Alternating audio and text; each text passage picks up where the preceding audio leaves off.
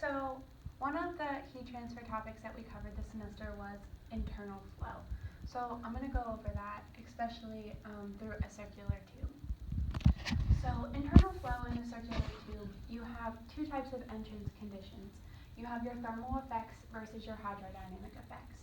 You look at your hydrodynamic effects when you're looking at fluid going through a tube, and your thermal effects when you want to focus on the heat that's transferring throughout the tube. So with your hydrodynamic, you have your velocity boundary layer, and when you have your thermal, you have your thermal boundary layer. So both layers develop on the surface of the tube, and they thicken as the distance into the tube increases. Now, once your boundary layer meets your center line, then you have your fully developed condition throughout the tube.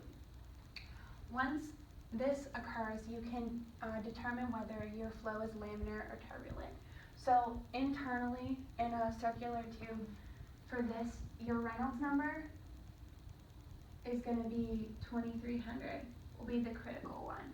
So when solving this, if your Reynolds number is less than 2300, your flow will be laminar, and if it's greater, it will be turbulent.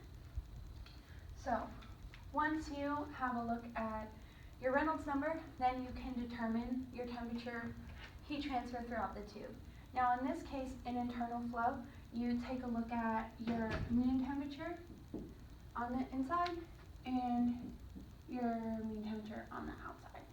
And these two variables will help you determine the temperatures as your fluid is flowing through your tube. For example, you can have a long pipe in a big industrial building that is heating the building throughout a radiator, and you want to make sure that your steam temperature is the same on both sides, so you're getting the right amount of heat that flows through the building. So if you check your inlet temperature and your outlet temperature and they're the same, then you know that your heat is being transferred throughout the building properly. Okay, so for an example problem, you can take a look at this tube. It has a length of 5 meters and a diameter of 0.025 meters. Your inlet temperature is 290 degrees Kelvin, and your surface temperature is 350 Kelvin. And right now you're going to be looking at water flowing through the tube at 1 meter per second. So for this problem, you need to find out what the outlet temperature is to see how the surface temperature and the velocity affects the temperature change throughout. So for water,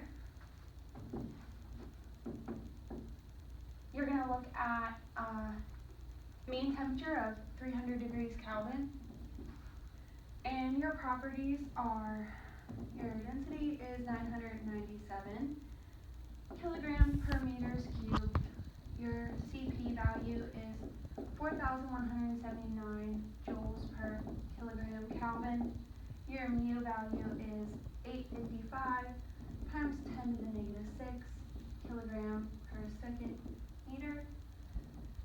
Your K value is 0.613 watts per meter Kelvin, and your Prandtl number is 5.83.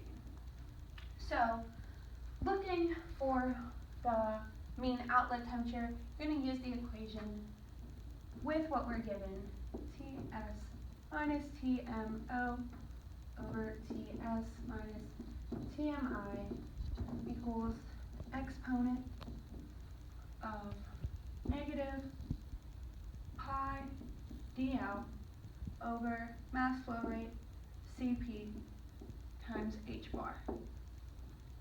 Now, in this equation, we're missing h bar and mass flow rate, but luckily we have enough knowns to solve for those two and then find the mean outlet temperature.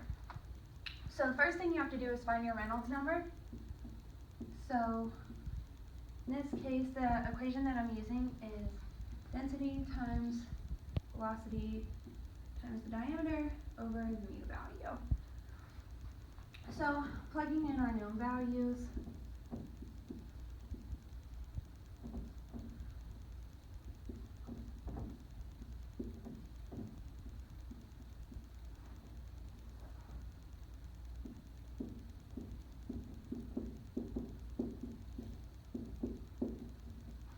your Reynolds number is 29,618. As you can see, this number is greater than 2,300, so the flow is turbulent. Okay, so the next thing we need to find is the Nusselt number. So for that, we're going to use the Dittus-Boelter correlation. Since the tube is a smooth surface and we have determined that the flow is turbulent, we can use the equation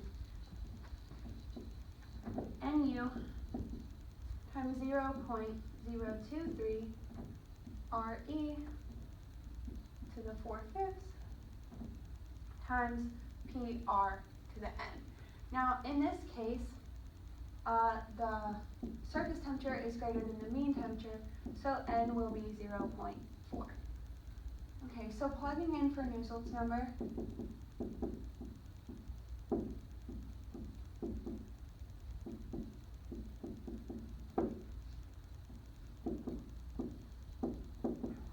you get a value of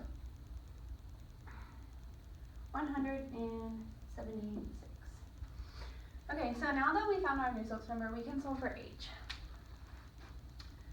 So the equation for H bar is Nusselt's number times K divided by B, which is going to be 176 times 0.613 watts per meter Kelvin times 0.025 meters, which gives us an H bar value of 4,248 watts per meter squared Kelvin. Okay, so for this equation, we're still missing m dot.